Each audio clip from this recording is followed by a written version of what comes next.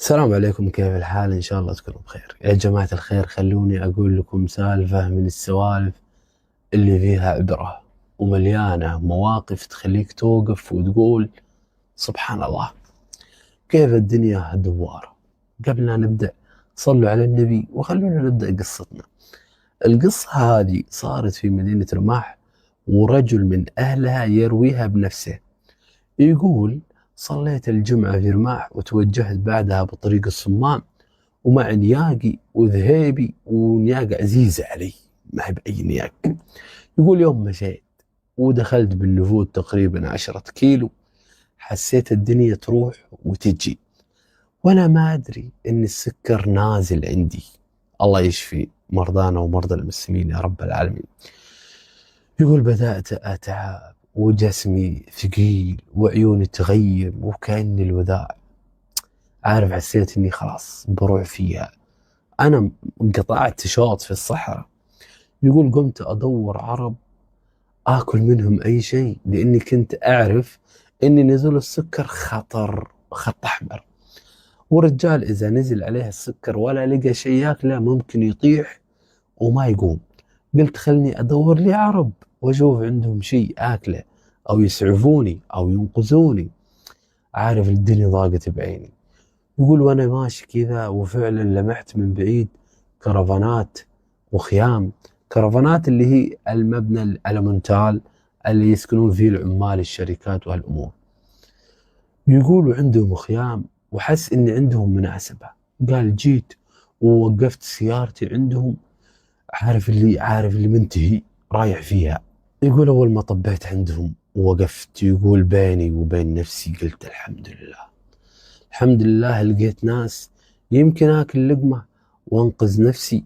يقول: يوم نزل شاف بيت الشعر مفتوح، والعرب قد يعني خلاص قلطوا الذبيحة.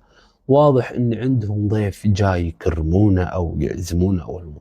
يقول: جيت ونزلت وجيت بدخل واسلم واقلط مثل عادة العرب، لكن اللي مستضيف قال: والله ما تقلط من ذبيحة ضيفي. طالعت فيه كذا، طيب معقولة أنت من العرب ولا شنو؟ فارس أنت؟ قال: علي الطلاق ما تقلط منها، ذبيحتك بتجي بعد شوي ونذبحها لك وتاكل منها لحالك. أوف، كرم. بس الرجال الموقف ما هو موقف كرم، الموقف موقف حياة أو موت. الرجال حلف طلاق والوضع صار صعب، والرجال ذا راعي الذبيحة اللي مسوي المخيم والكرفانات، عارف، أثري شيخ ورجال معروف بالكرم. يقول: أنا يوم أدخل عليهم ظنيتهم عمال شركات، ولا أشوف الخيام وأشوف الكرم وأشوف الكرفانات الفخمة والخيام وبيت الشعر الفخم، ولا دريت إنه شيخ. ورجال ذا معروف بكرمه، بس ما كان يدري إن اللي واقف قدامه مريض سكر ومحتاج بس لقمة، يبي يسعف نفسه. صاحبنا يقول: قلت له: يا رجال الله يجزاه خير يا طويل العمر، فهم السالفة، أنا ترى تعبان وما أبي إلا اللقمة، أبي بس لقمة بسد بها نفسي، تعبان أنا رجال مريض.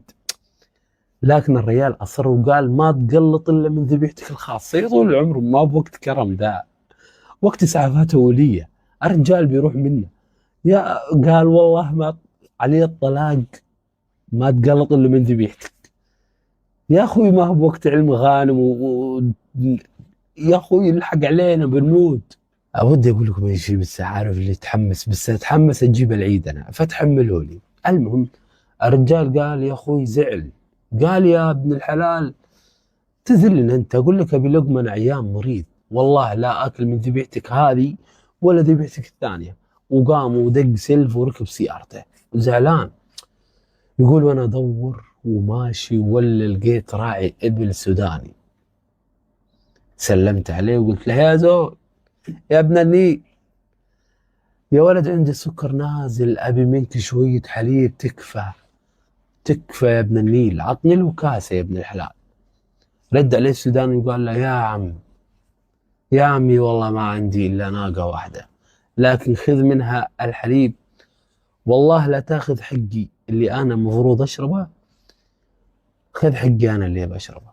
المهم يا طويل العمر يا زول انك الله يعافيك ويسلمك وتقوم بالسلامة. حاولت اقلد سوداني لكن ما قدرت. السوداني حلو بس صعب علي شوي.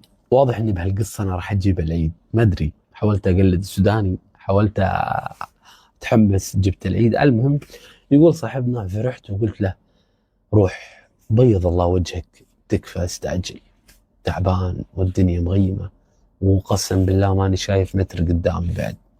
فراح السوداني وحلب الطاسة وجابها له، ويوم جابها الرجال خلاص تعب، السكرت مالك فيه، يده ترجف، الله يكفينا البلاء وشر المرض، وعيونه تزغلل.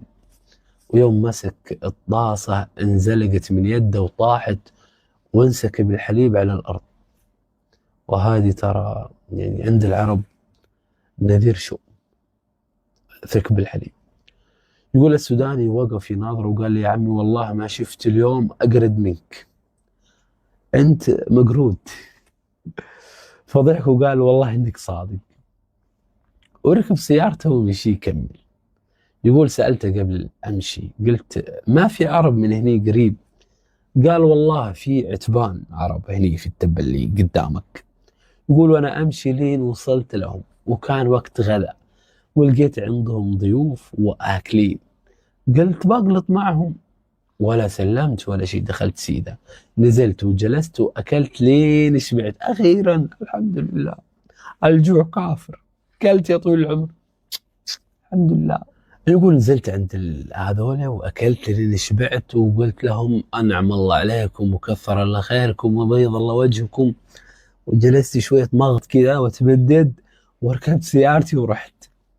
مرت 2 أو 3 على القصة، عدت هالموقف. يقول كنا في رفحاء أنا وأبوي وإخواني مربعين شبين ضونا، وأبوي قال نزلوا علينا عرب بروح أعزمهم يمنا كذا.